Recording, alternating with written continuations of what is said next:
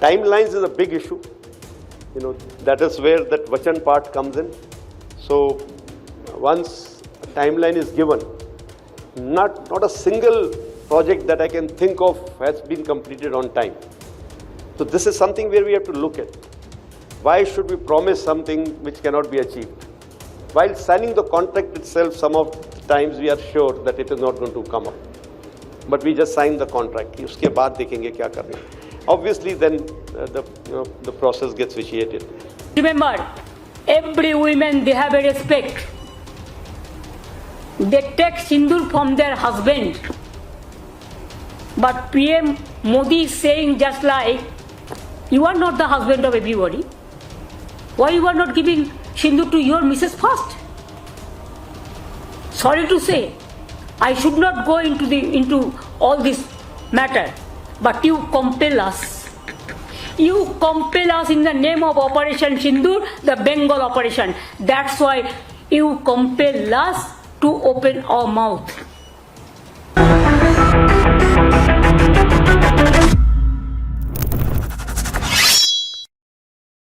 வணக்கம்.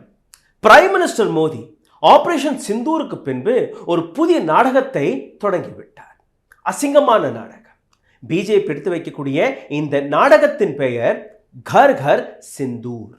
அதாவது வீட்டுக்கு வீடு குங்குமத்தை கொடுக்க போகிறார் பிரைம் மினிஸ்டர் நரேந்திர மோடி. உங்கள் வீட்டின் கதவு தட்டப்படும், காலிங் பெல் அடிக்கப்படும். கதவை திறந்தீர்கள்னா எம்பி, மினிஸ்டர், எம்எல்ஏ அல்ல அந்த வட்டாரத்தில் இருக்கக்கூடிய யாரோ ஒரு தொண்டர் வந்து நிற்பார். லுச்சா லஃபங்காவா கூட இருக்கலாம். இதே போன்ற ஒரு குங்குமச்சிமிழ் உங்களுக்கு கொடுக்கப்படும். குங்குமத்துடைய அர்த்தம் உங்களுக்கு புரிந்தது என்றால் ஹிந்து மதத்தை ஃபாலோ செய்யக்கூடிய பெண்களுக்கு அந்த விஷயம் புரியும். கணவர் வழியாக வரக்கூடிய அந்த குங்குமத்திற்கான அந்த உண்மை, அந்த அர்த்தம் அவர்களுக்கு புரியும். யாரோ ஒரு நபர் குங்குமத்தை கொண்டு வந்து கொடுத்தால் அதை ஏற்றுக்கொள்ள மாட்டார்கள். நீங்கள் கோவிலுக்கு போய் அந்த குங்குமத்தை நீங்கள் பார்த்தீர்கள்னா அந்த அர்ச்சகர் அவர் கூட பெண்களுக்கு வைத்து விட மாட்டார்கள், கையில் தான் கொடுப்பார்கள், ரொம்பவே பயபக்தியுடன். அந்த அளவில் அந்த குங்குமத்திற்கான அர்த்தம் இருக்கிறது. ஆனால் prime minister Modi operation Sindoor என்கிற பெயரில் இது போன்ற ஒரு குங்குமச்சிமிழை உங்கள் வீட்டுக்கு அனுப்ப இருக்கிறாரா? பிரைம் மினிஸ்டர் மோடியுடைய இன்னொரு முகத்தை இந்தியன் ஏர்ஃபோர்ஸோடைய சீஃப் மார்ஷல் ஏபி சிங் வெளிப்படையாக கிழிச்சு தொங்க விட்டிருக்கிறார். நேற்று அவர் பேசிய ஒரு சபையில் என்ன பேசினார் அதை முதலில் கேட்டுவிடுங்கள். அதற்கு பின்பு அதற்கான அர்த்தத்தை புரிய வைக்கிறேன், பாருங்கள். Timelines is a big issue. That is where that Vachan part comes in. So once a timeline is given, not a single project that I can think of has been completed on time. So this is something where we have to look at. Why should we promise something which cannot be achieved? While signing the contract itself, some of the times we are sure that it is not going to come up. But we just sign the contract. उसके बाद देखेंगे क्या करना है. Obviously, then the process gets vitiated. A P Singh அவர்கள் பேசியதை நீங்கள் கேட்டீர்கள். அதாவது ஏர்ஃபோர்ஸோடைய சீஃப் இவர்கள் தான் நேரடியாக operation சிந்தூரை கையாண்டனவர்கள். Not even a single project has been completed on time. Prime minister மோடியின் இந்த அரசாங்கம் இராணுவத்திற்காக இதை செய்ய போகிறோம், அதை செய்ய போகிறோம், என்னெல்லாம் ப்ராமிசஸ்களை செய்கிறார்களோ ஒற்றை ப்ராமிஸை கூட மோடி அரசாங்கம் செய்யவில்லை. 83 தேஜஸ் ஏர்கிராஃப்ட்களை ஆர்டர் செய்திருக்கிறார்கள். 83 தேஜஸ் ஏர்கிராஃப்ட்ஸ். இன்னும் ஒரு தேஜஸ் ஏர்கிராஃப்ட் கூட டெலிவர் ஆகாமல் இருக்கிறது. கான்ட்ராக்ட் போடுவதற்கு முன்பே இந்த கான்ட்ராக்ட், இந்த திட்டம் நிறைவேறாது என்கிறதை எங்களுக்கு ஏற்கனவே தெரியும், நாங்கள் அதை உணர்ந்து விடுவோம். ஆனால் கூட அரசாங்கம் எங்களை கட்டாயப்படுத்தி அந்த கான்ட்ராக்டில், அந்த ஸ்கீமில் கையெழுத்து போட கூறுகிறது. அதையும் நாங்கள் செய்கிறோம். சரி, கையெழுத்து போட்டு விடுவோம், வர்றது வரட்டும், பார்க்கலாம். ஆனால் எதுவுமே இராணுவத்திற்கு, ஏர்ஃபோர்ஸிற்கு, நேவிக்கு போய் சேருவதில்லை. ஒரு ஸ்கீம், ஒரு ப்ராஜெக்டை கூட இவர்கள் முடிக்கவில்லை என்கிற ஒரு மிகப்பெரிய விஷயத்தை அவர் பேசியுள்ளார். ஆப்ரேஷன் சிந்தூருக்கான அர்த்தத்தை நீங்கள் புரிந்து கொள்ளுங்கள். Air chief plain speak on delay if defence acquisition on time line. டிஃபென்ஸ்க்கு சேரக்கூடிய அந்த எக்விப்மெண்ட்ஸ்களை போய் சேரவில்லை என்றால் எப்படி அவர்களால் இன்னொரு பக்கம் நீங்கள் பார்த்தீர்கள், எங்கே திரும்பி பார்த்தாலும் ஒரு புதிய போஸ்டரை உங்களால் பார்க்க முடியும். இராணுவ உடையில் prime minister Modi. Photo booth எல்லாம் அமைக்க தொடங்கிவிட்டார்கள். ஒரு பக்கம் பிரைம் மினிஸ்டர் மோடியோடைய படம், இன்னொரு பக்கம் ராணுவ வீரர்களுடைய படம், நடுவில் பார்த்தீர்கள்னா ஆபரேஷன் சிந்தூர் என்கிற விஷயம். நீங்கள் போய் செல்ஃபி படங்கள் எடுத்துக்கொள்ளலாம். அந்த செல்ஃபி படத்தை நீங்கள் சோஷியல் மீடியாவில் பரப்பலாம். ஆனால் இந்த குங்குமத்தை வைத்து எந்த அளவில் பிஜேபி தன்னுடைய நாடகத்தை தொடங்கியுள்ளது அதை நீங்கள் புரிந்து கொள்ள வேண்டும். ரேஷன் பாக்கெட்களில் பிரைம் மினிஸ்டர் மோடியோடைய படம், ரயில் டிக்கெட்டில் கூட இப்போ நீங்கள் பார்த்தீர்கள்னா ஆப்ரேஷன் சிந்தூர் அதற்கான ஃபோட்டோவை தொடங்கிவிட்டார்கள். இதுக்கு முன்பு கோவிட் வேக்சினில் பிரைம் மினிஸ்டர் மோடியோடைய படம். எந்த பெட்ரோல் பம்பிற்கு நீங்கள் போனீர்கள்னா ஒவ்வொரு பெட்ரோல் பம்பிலும் பிரைம் மினிஸ்டர் மோடியோடைய படம். எங்கே திரும்பி பார்த்தாலும் பிரைம் மினிஸ்டருடைய படம் மட்டும்தான். இப்போது இந்த குங்கும சிமிழ், இந்த குங்குமத்திலும் நீங்கள் பாருங்க பிரைம் மினிஸ்டர் மோடியோடைய படம் தான் இருக்கும். அல்ல என்றால் ஒரு லீஃப்லெட், ஒரு பேம்ப்லெட்டாவது இருக்கும். ஏதோ இவரே நேரடியாக பாகிஸ்தானுக்கு சென்று அங்கேயே 7-10 தீவிரவாதிகளை கொன்று திரும்பி வந்த வீரர் போன்று அதைத்தான் ஒட்டுமொத்த பிஜேபி எடுத்துக்காட்ட முன் வந்துள்ளது. இன்னொரு பக்கம் புஞ்ச் செக்டரில் 16 நபர்கள் கொல்லப்பட்டார்கள். அதில் 3 குழந்தைகள். அந்த 16 நபர்களை பற்றி எந்த கோதி மீடியாவும் எடுத்துக்காட்டவில்லை. இராணுவ வீரர்கள் கொல்லப்பட்டார்கள். அவர்களை பற்றி பிரைம் மினிஸ்டர் மோடியோ அல்ல பிஜேபியோ யாருமே பேசுவதில்லை. மன் கி பாத் என்று மாதந்தோறும் ஒவ்வொரு புரோகிராமை வர நடத்துகிறார். அந்த மன் கி பாத் என்கிற புரோகிராமில் கூட பிரைம் மினிஸ்டர் மோடி அந்த 16 உயிரிழந்த நபர்களை பற்றி பேசவில்லை. சரி, பாகிஸ்தான் நடத்திய தாக்குதலில் இந்தியா தரப்பில் இருக்கக்கூடிய பல்வேறு வீடுகள் துப்பாக்கி குண்டுகளால் அவர்கள் அனுப்பிய அந்த மிசைல்களால் இடிந்திருக்கிறது. அதற்கு இந்த அரசாங்கம் கொடுக்கக்கூடிய நஷ்டன்னு நீங்கள் பார்த்தீர்கள் வெறும் 6500 ரூபாய் மட்டுமே. நீங்களே கேளுங்கள், அந்த மக்கள் பேசியதை நீங்கள் கேட்டிருப்பீர்கள். இந்த பணமே எங்களுக்கு தேவையில்லை, இந்த பணத்தை நாங்கள் திருப்பி அனுப்பிவிட்டுறோம், அரசாங்கத்தையே வந்து சரி பண்ணி கொடுக்க சொல்லுங்கள். ஆனால் குங்குமத்தின் பேரில், பிரச்சாரத்தின் பேரில், பிரைம் மினிஸ்டர் மோடியுடைய அந்த ஹோர்டிங்ஸ் என்கிற பேரில் லட்சக்கணக்கான ரூபாய், கோடிக்கணக்கான ரூபாயை இந்த நாட்டு அரசாங்கம் செலவு செய்து வருகிறது. ஏர் சீஃப் மார்ஷல் கொடுக்கக்கூடிய ஸ்டேட்மெண்ட், ஒற்றை ப்ராஜெக்டை கூட இந்த நாட்டு அரசாங்கம் சரிபார்த்து கொடுக்கவில்லை. 83 தேஜஸ் ஏர்கிராஃப்ட் இன்னைக்கு வரை டெலிவரி செய்யப்படவில்லை. ரஃபால் டீலில் எத்தனை ஊழல் நடந்தது அதையும் நீங்கள் பார்த்தீர்கள். இப்போ அங்கே இருக்கக்கூடிய அப்பாவி மக்கள், அவர்களுடைய வீடு இடிந்ததற்கு 6500 ரூபாய். பாகிஸ்தானுடைய துப்பாக்கி குண்டுகளால் பாதிக்கப்பட்ட இந்த நபர். பிஜேபி தன்னுடைய நாடகத்தை தொடங்குவதற்காக தேதியையும் குறித்து விட்டார்கள். ஜூன் 9ஆம் தேதி. ஏன் ஜூன் 9ஆம் தேதி?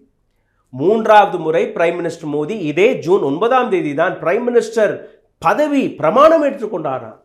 2024ஆம் ஆண்டு ஜூன் மாதம் 9ஆம் தேதி தான் 3வது முறை பிரைம் மினிஸ்டர் மோடி பதவி பிரமாணம் எடுத்துக்கொண்டாராம். அதை ஒரு அடையாளமாக வைத்து மோடி, பிஜேபி அதே நாளில் இந்த குங்கும கர் கர் சிந்தூர் என்கிற இந்த ப்ரோக்ராமை தொடங்க போகிறார்கள். இதிலிருந்து 1 மாதம் வரை எம்பி, மினிஸ்டர், எம்எல்ஏ, தொண்டர்கள், பக்தர்கள், சங்கிகள் அனைவருமே ஒவ்வொரு வீட்டுக்கும் போய் டோர் டு டோர் போய் இந்த குங்குமத்தை இந்து பெண்களுக்கு, இந்திய பெண்களுக்கு கொடுக்க இருக்கிறார்களாம். சிந்தித்து பாருங்கள் எந்த அளவில் இந்த கேவலத்தை நீங்கள் பார்க்க போகிறீர்கள். தைனிக் பாஸ்கர் வெளிவிட்ட ஒரு ரிப்போர்ட் படி நீங்கள் பார்த்தீர்கள்னா லோக்சபா எம்பிக்கள் ஒவ்வொரு நாளும் கிட்டத்தட்ட 15 to 20 கிலோமீட்டர் வரை தன்னுடைய ஏரியாவை சுற்றி வர வேண்டும்.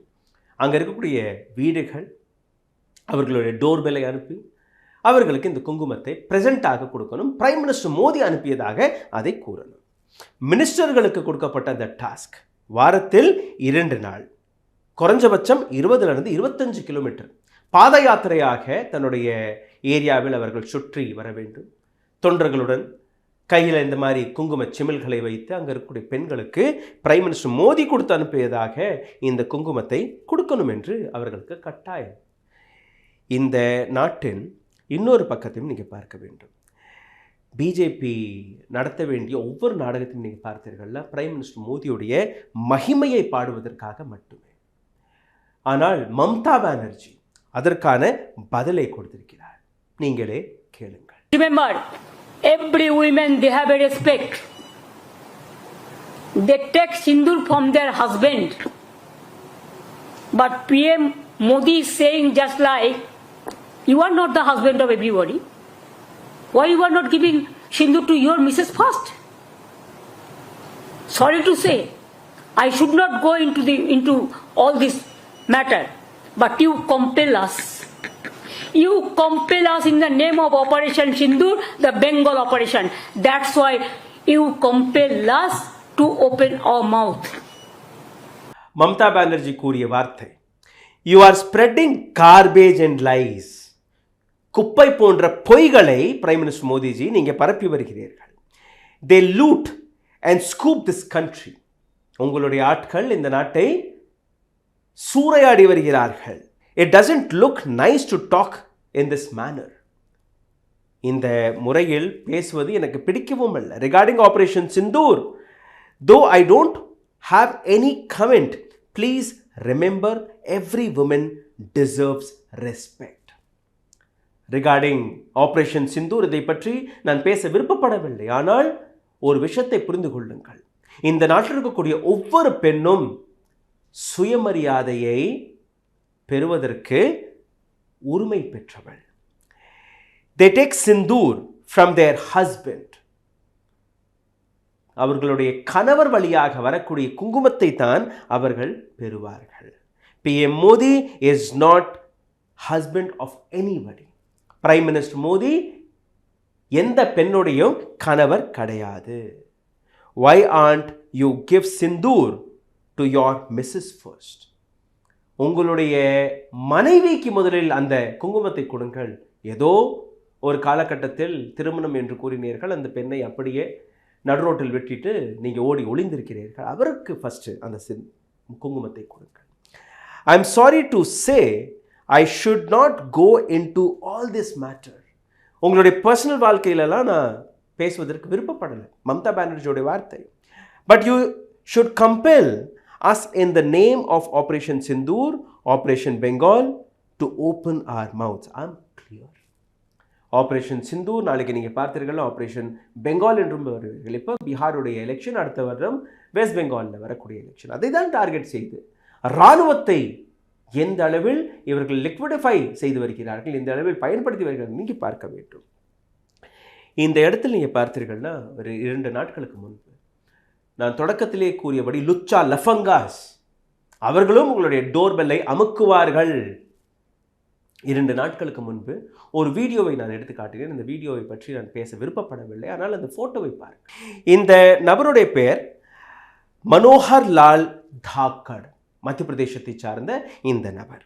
டெல்லி மும்பை எக்ஸ்பிரஸ் ஹைவேவில் பிஜேபி சார்ந்த இந்த தலைவர் எந்த அளவில் அசிங்கத்தை செய்தார் என்ற அந்த வீடியோவை நீங்கள் பார்த்திருப்பீர்கள். பார்க்காத நபர்கள் கீழே அதற்கான டிஸ்கிரிப்ஷனில் லிங்கை போட்டு விடுவேன் பாருங்கள். காமசூத்ராவை நேஷனல் ஹைவேவில் நடத்திய இது போன்ற நபர்கள் உங்களுடைய வீட்டில் டோர்பெல்லை அமுக்கி இந்த மாதிரி ஒரு குங்குமச்சிமிலை எடுத்துக்கொண்டு குங்குமம் பை பிரைம் மினிஸ்டர் மோடி என்று கூறினால் அதை ஏற்றுக்கொள்ள முடியுமா? அல்ல எந்த நபராகவே இருக்கட்டும், அந்த குங்குமத்தை ஏற்றுக்கொள்ள முடியுமா என்கிற இந்த கேள்வி. How senseless program is this? எவ்வளவு முட்டாள்தனமான ஒரு ப்ரோக்ராம் என்று நீங்கள் பாருங்கள். லுச்சாஸ், லஃபங்காஸ், குண்டாஸ், பிஜேபியில் இருக்கக்கூடிய அனைவருமே அப்படின்னு கிடையாது. ஆனால் அதில் இருக்கிறார்களா இல்லையா?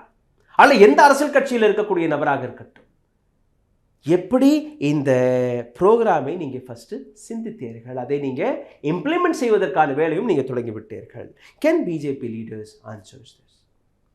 கடந்த 4-5 நாட்களாக அல்ல ஒரு சில வருடங்களாகவே எத்தனையோ தலைவர்கள், அரசியல்வாதிகளுடைய இது போன்ற செக்ஸ் ஸ்கேண்டல்ஸ்கள் வெளிவந்து கொண்டிருக்கு. பிஜேபி மட்டுமல்ல, பல அரசியல் கட்சிகளில் இது போன்ற மிருகங்கள் இருக்கிறார்கள். அப்போ அது போன்ற நபர்கள் கையிலிருந்து இது போன்ற விஷயத்தை நீங்கள் எப்படி இம்ப்ளிமெண்ட் செய்ய முடியும் என்கிற அந்த கேள்வி. இன்னொரு பக்கம் பிரைம் மினிஸ்டர் மோடியுடைய அடுத்த நாடகம், ஐ எம் நாட் பயாலஜிக்கல், நான் கடவுள் அனுப்பிய இன்னொரு கடவுள் என்று தன்னை எடுத்துக்காட்டிய பிரைம் மினிஸ்டர் மோடியுடைய இன்னொரு விஷயத்தை நீங்கள் பாருங்கள். இந்த படத்தை பாருங்கள். இந்த படத்தில் உங்களுக்கு புரியும். பிரைம் மினிஸ்டர் மோடியே கூறிய விஷயம், என்னுடைய உடம்பில் ரத்தம் ஓடவில்லை, குங்குமம் ஓடிக்கொண்டிருக்கிறது. ஒரு ஆர்டிஸ்ட் அதையும் எடுத்து வைத்திருக்கிறார். அதாவது பெண்களுடைய நெற்றியில் கை வைத்து அந்த குங்குமம் பிரைம் மினிஸ்டர் மோடியோட உடலில் ஏற்றி வருகிறார்களா. இது போன்ற எத்தனை விஷயத்தை நீங்கள் பார்க்க வேண்டும். இன்னொரு பக்கம் லுச்சா லஃபங்கா என்கிற அந்த வார்த்தை, இதற்கு பல சங்கிகளுக்கு கோபமெல்லாம் வரும். ஆனால் பிரிஜ் பூஷன் சரண் சிங் ஞாபகத்தில் இருக்கும் உங்களுக்கு.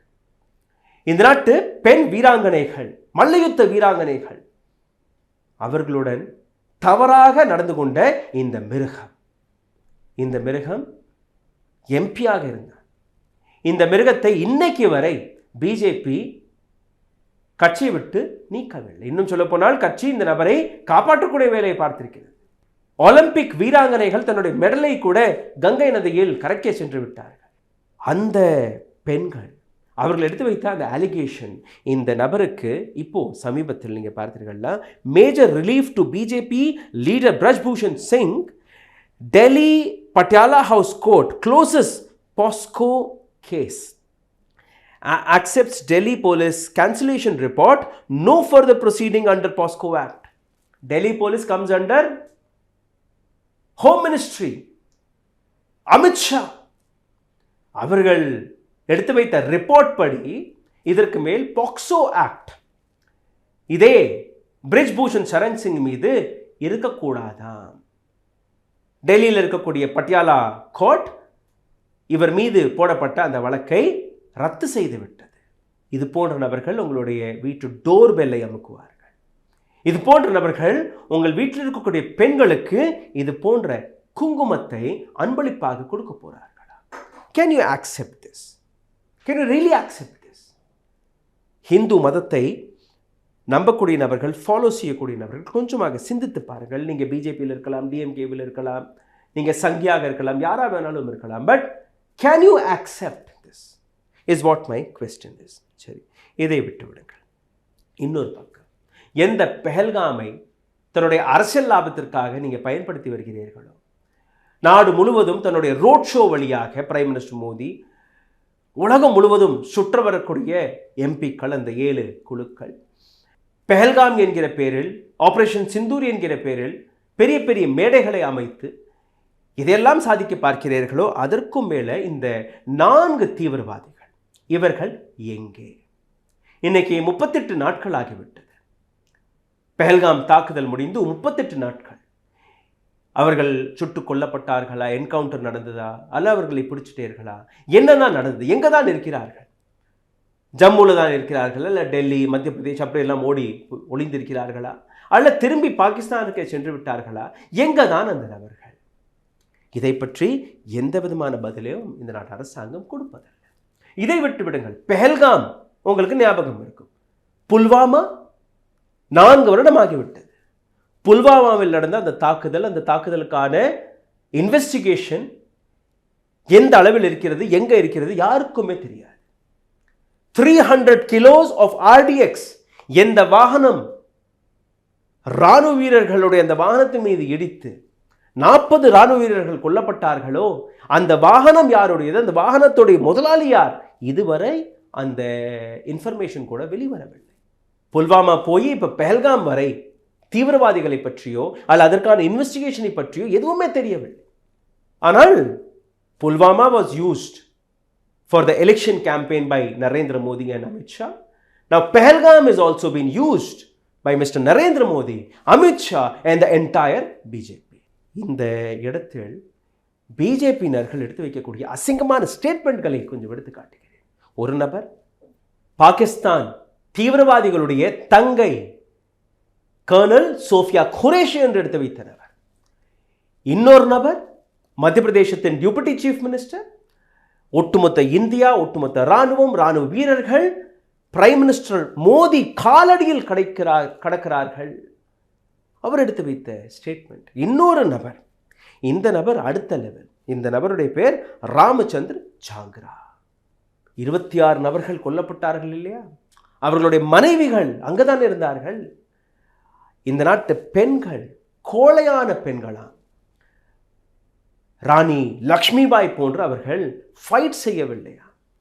அப்படி அந்த பெண்கள், அதாவது கொல்லப்பட்ட ஆண்களுடைய மனைவி, அவர்கள் கையில் இருக்கக்கூடிய கம்பு கட்டை அதை வைத்து அவர்கள் போராடி இருந்தால், உயிரே போனால் கூட பரவாயில்லை, அப்படி போராடி இருந்தால் இத்தனை உயிர்கள் போயிருக்காது. रामचंद्र झागराவுடைய இந்த ஸ்டேட்மெண்ட் நீங்களே கேளுங்க. अगर उन्होंने अहिल्याबाई का इतिहास पढ़ा होता तो उनके सामने उनके पति को कोई निरपराध इस तरह से गोली नहीं मार सकता था, चाहे वो भी शहीद हो जाए। वीरांगना का भाव नहीं था, जोश नहीं था, जज्बा नहीं था, दिल नहीं था, इसलिए हाथ जोड़ के गोली का शिकार हुआ। இங்க மட்டும் இந்த நபர் நிற்கவில்லை. பிரைம் மினிஸ்டர் மோடி அக்னிவீர் திட்டம் வழியாக இந்த நாட்டு இளைஞர்களுக்கு ட்ரைனிங் கொடுத்து வருகிறார். அந்த ட்ரைனிங்கையாவது இந்த பெண்கள் எடுத்திருந்தால் இத்தனை தீவிரவாதிகள், இத்தனை நபர்களை கொன்றிருக்க மாட்டார்கள். தீவிரவாதிகளை இந்த பெண்கள் கையாண்டிருப்பார்கள். எத்தனை பெண்களுக்கு, எந்த பெண்ணிற்கு பிரைம் மினிஸ்டர் மோடி ட்ரைனிங் கேம்பை நடத்தியிருக்கிறார்? அக்னிவீர் திட்டம் ஏற்கனவே 20 வருடம் 25 வருடம் ஒரு இராணுவ வீரர் இராணுவத்தில் இருப்பதை குறைத்து 4 வருடத்திற்கான அந்த மரியாதையை நீங்கள் குறைத்து வைத்திருக்கிறீர்கள். அந்த திட்டப்படி பிரைம் மினிஸ்டர் மோடி ஒட்டுமொத்த நாட்டில் இருக்கக்கூடிய பெண்களுக்கு ட்ரைனிங் கொடுத்து வருகிறார். இது போன்ற நபர்கள் பேசுவதை நாம் கேட்க வேண்டும். சரி, அதையும் விட்டு விடுங்கள். இந்த கடைசி வீடியோவை நீங்கள் பார்க்கணும். மனிஷ் கஷ்யப் உங்களுக்கு ஞாபகத்தில் இருக்கும். தமிழ்நாட்டில் வட இந்தியர்கள் தாக்கப்படுகிறார்கள் என்று ஒரு பொய்யான ஃபேக் செய்தியை பரப்பிய அதே நபர். தமிழ்நாடு அரசாங்கம் இந்த நபரை கைதும் செய்தது. அதுக்கப்புறம் பீகார் அங்கே இந்த கேஸ் டிரான்ஸ்ஃபர் செய்யப்பட்டது. அதுக்கப்புறம் அவர் பெயிலில் வெளியில் வந்து விட்டார். பெயிலில் வெளிவந்த அடுத்த நிமிடமே பிஜேபியில் போய் சேர்ந்த அதே நபர் இன்னைக்கு ஒரு புதிய வீடியோவை வெளிவிட்டு என்ன பேசியிருக்கிறார் அதை கேளுங்க. ये खुद गुजरात के हैं, लेकिन सबसे ज्यादा भीड़ मोदी जी के सभा में बिहार में होता है। उसके पीछे सबसे बड़ा रीजन ये है कि बसों में भर भर के स्थानीय नेता जो है वो कभी 500, कभी 200, कभी 400, कभी 1000 रुपया के नाम पे जो है लेके चले जाते हैं। अभी विक्रमगंज में जो मोदी जी की रैली है, मैं आप लोगों से कहूंगा मत जाइए, भीड़ मत बनिए। बिहार के रोहतास जिला में विक्रमगंज एक ऐसा जगह है जहां पे 30 तारीख को देश के प्रधानमंत्री नरेंद्र मोदी जी आ रहे हैं. இந்த நபர் கூறிய வார்த்தை என்ன? தயவு செய்து பீகார் பிரைம் மினிஸ்டர் மோடி வரும்போது பீகாரிகளான நீங்கள் அந்த கூட்டத்தில் கலந்து கொள்ளாதீர்கள். 300 ரூபாய் 400 ரூபாய் காசப்பட்டு நீங்கள் அங்கே போயிடுறீங்க. இந்தியா முழுவதும் இருக்கக்கூடிய பல்வேறு மாநிலங்கள், அது தமிழ்நாடாக இருக்கட்டும், பிரைம் மினிஸ்டர் மோடியுடைய ஹோம் ஸ்டேட்டான குஜராத்தாக இருக்கட்டும், மகாராஷ்டிராவாக இருக்கட்டும், வெஸ்ட் பெங்காலாக இருக்கட்டும், டெல்லியாக இருக்கட்டும், எங்கே அவர் போனாலுமே இந்த அளவில் கூட்டம் போய் சேருவதல்ல. பீகாரில் மட்டும்தான் இந்த அளவில் கூட்டம் போய் சேர்கிறது. நீங்கள் கூட்டம் சேர சேர பிரைம் மினிஸ்டர் மோடிக்கு இங்கே எல்லாமே நன்றாக இருப்பதாக ஒரு பிரமை. அந்த பிரமையை நீங்கள் உடையுங்கள். Manish Kashyap is a BJP leader. He himself is saying, boycott BJP, boycott Prime Minister Modi's rally. His road shows are utter flop, utter fake. This is what India is today. Operation Sindoor என்கிற பெயரில் கர் கர் சிந்தூர் அனுப்பக்கூடிய இந்த திட்டத்தை பற்றின உங்களுடைய கருத்தை தயவு செய்து கீழே கமெண்ட் பாக்ஸில் எழுதிவிடுங்கள். எங்களுடைய சேனலை சப்போர்ட் செய்ய நினைக்கக்கூடிய நபர்கள் கீழே எழுதியிருக்கக்கூடிய UPI ID வழியாக உங்களுடைய ஆதரவை தெரிவிக்கலாம். இன்னொரு பக்கம் இந்த வீடியோவை ஷேர் செய்வதாக, இந்த வீடியோவை கமெண்ட் செய்ததால் எங்களை உங்களால் ஊக்கப்படுத்தவும் முடியும். இந்த சேனலை சப்போர்ட்டும் செய்ய முடியும். நன்றி, வணக்கம். ஊடகம் கார்ப்பரேட் அரசியல்வாதிகளின் கைப்பாவையாக அடிமைகளாக இருந்தது போதும். இனி சாட்டை எடுத்து சுழற்றும் நேரம் வந்துவிட்டது. ஊடகம் பொதுமக்களாகிய உங்களுக்காக உங்களாலேயே இயக்கப்பட வேண்டும். ஊடக சுதந்திரத்திற்காக உங்களின் பங்களிப்பை இன்றே அளித்திடுங்கள்.